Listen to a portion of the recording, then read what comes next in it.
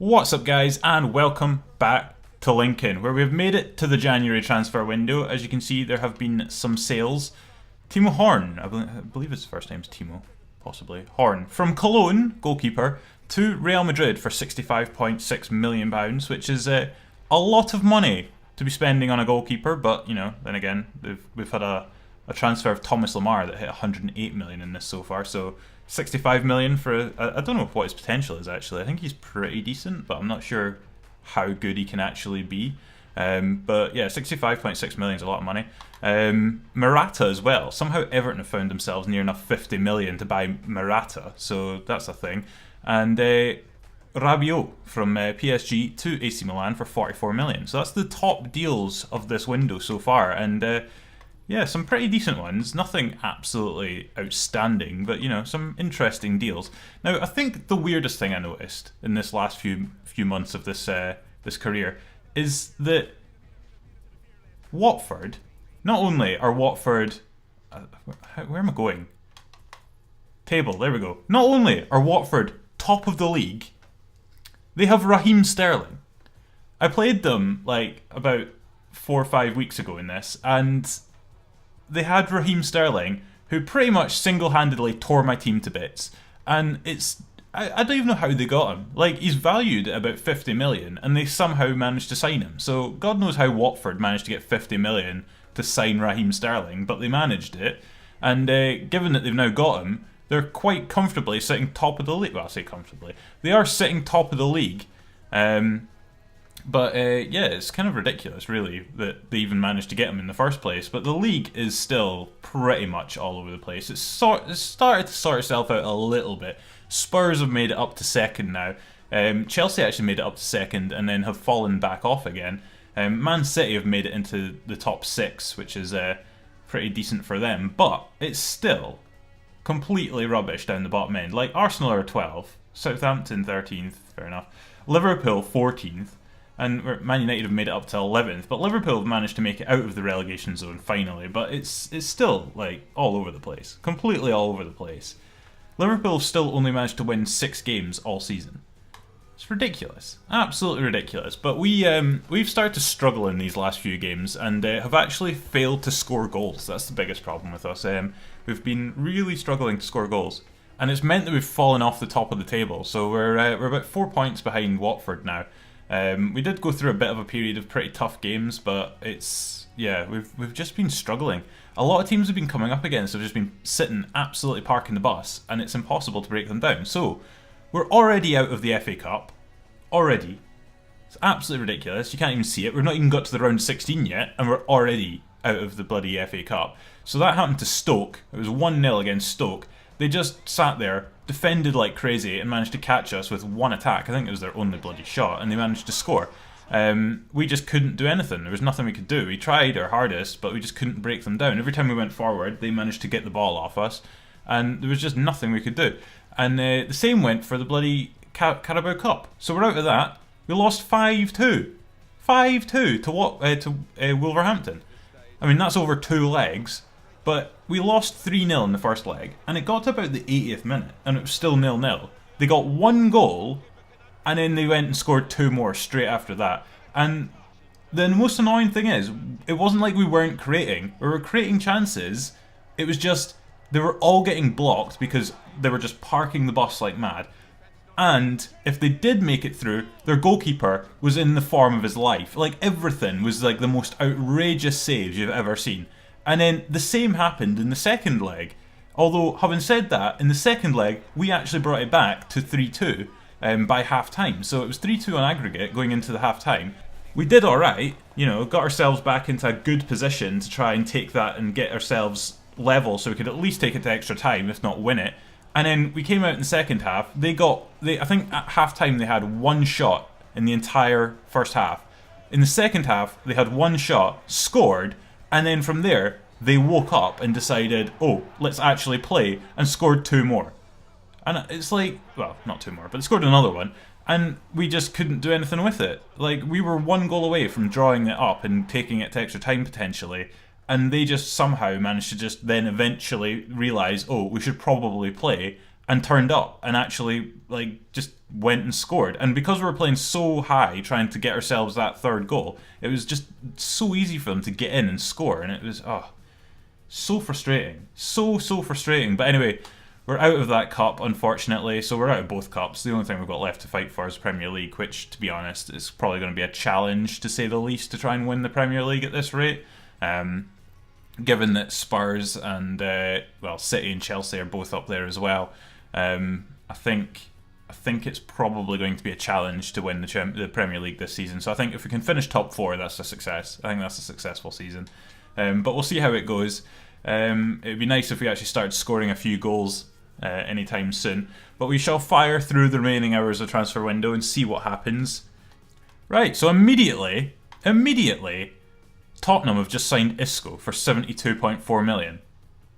It's ridiculous. Like, I don't even know why Real Madrid would sell him, but to Tottenham, fair enough. Like, I mean, Tottenham are already pretty good, but that's pretty much, I think that's them won the league now.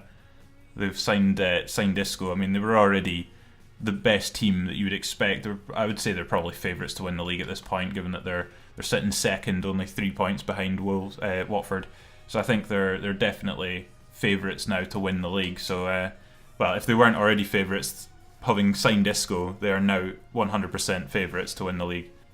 Chelsea have signed Gabriel from Spartak, I believe that is, Spartak Moscow, for 55.4. I know absolutely nothing about him, so yeah, maybe he's good.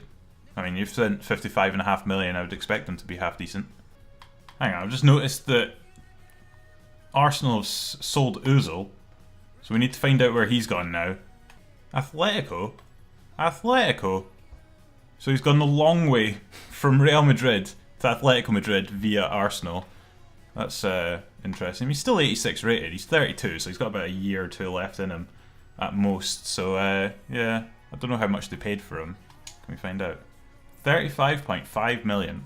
It's not too bad, I suppose, for an 86 rated player, but I mean, that's a lot of money to spend on a player who's at most got a couple of years before he thinks of retiring. Well, maybe a few more, 3 or 4 years. But I mean, he's not going to be playing the highest level of football you would ever seen, being that he's now 32. So it's quite a lot of money to spend on him. But I suppose you've got a decent player there. So that's going to call it a day then on transfer deadline day. So apart from the Isco deal, there wasn't really much in the way of absolutely massive transfers going through. But yeah, 300 odd million spent in transfer deadline day. It's not too bad. Immediately, we've lost a lad, Hugo Azevedo, but it's only 4 days, so it's alright. So yeah, £313 million has been spent. We've been given a transfer offer for Gabriel Avier, which, I mean, let's be honest, that's not going to happen. 17 million from Swansea. I mean, he's one of our better players. Right, no, it's not happening. Just no. So yeah, that was the transfer deadline day. It's been pretty interesting. Our squad itself is progressing quite nicely. There's nothing really outrageous going on. We had no money. I think that's the biggest problem. We've had no money, and the biggest issue I've had, actually, this is going to turn into a full-on rant, but we've actually lost Palmer Brown. I mean, he's still there, but we're going to lose him at the end of the season, and we lost him because he only has 6 months left in his contract. Now, he's only 23, and I didn't know how. Like, I thought if you were, like, I suppose I don't know what age it is, the cut-off, but when you've got a young player, the FIFA doesn't let you go in for pre-contracts on young players because obviously they've got pretty decent potential and you don't want to just lose them because you forgot to renew their contract. But we forgot to renew his contract, and now he's leaving at the end of the season. So that's a massive disappointment. So we're about to lose ourselves a centre-back. So hopefully Big Ben Clucas here can step up and take his place. But that's money we've just lost. We could have sold him and made money. But the biggest problem I've got is not forgetting to renew contracts. We've got plenty of players that need contracts renewed. We have no money. We've got a wage budget of $2,000 and no transfer budget. We have absolutely no money. And we've not even bought anyone this season. The only thing we did in this transfer window was we re-loaned out... For God's sake, go over there. We re-loaned out Malakia from Barcelona. So we've got ourselves our left back for another season. But apart from that, we did absolutely nothing this transfer window. and we still have absolutely no money. We sold nobody and we bought nobody and we still have no money. So it's like, it's just really annoying. And the biggest problem I have with this game is the new negotiation stuff they added in.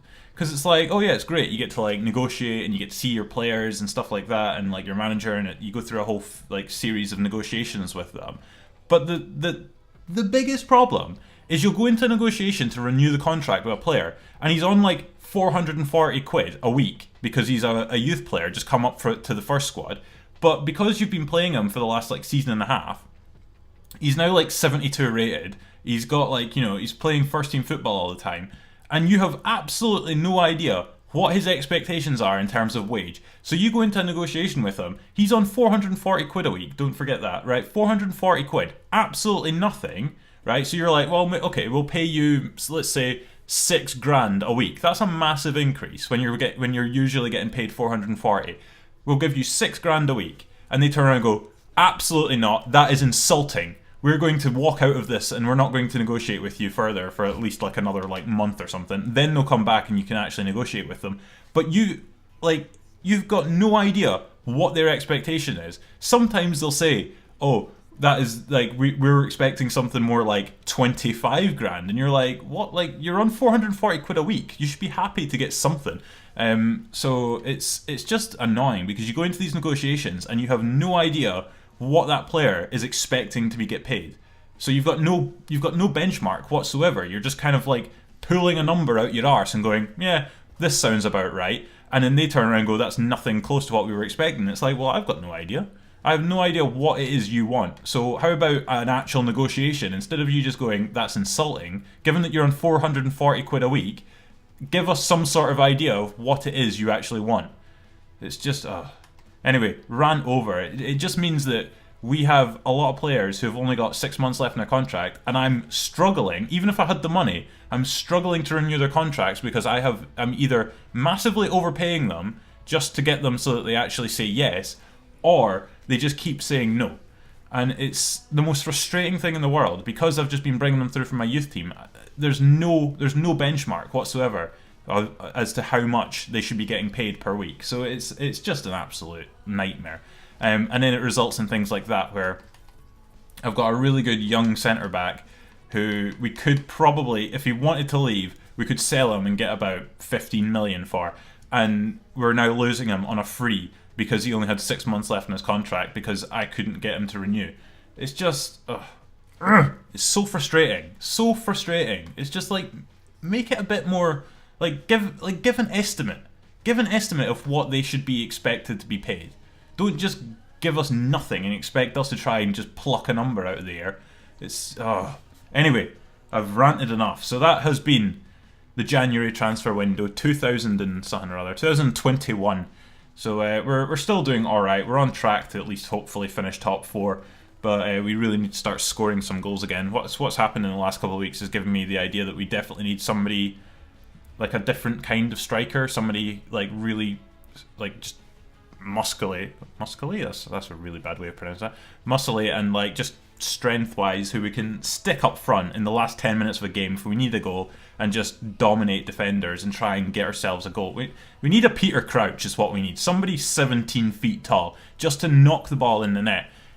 So we can't do that now because we have no money. But hopefully by the end of the season, if we get a decent amount of money for doing well in the league, then there could potentially be some signings going on in the summer. But we do need some level of money in this summer transfer window because we've been given absolutely nothing all season. So hopefully stuff actually changes and we can progress this squad. But if it doesn't, then we'll just carry on and hopefully the players we've got are good enough. Anyway, that has been this week's video. So if you've enjoyed it, then give it a thumbs up and subscribe as well if you're new around here. That'd be absolutely amazing. And I'll catch you guys next week, where hopefully we'll be into the end of the season. And yeah, until then, cheerio.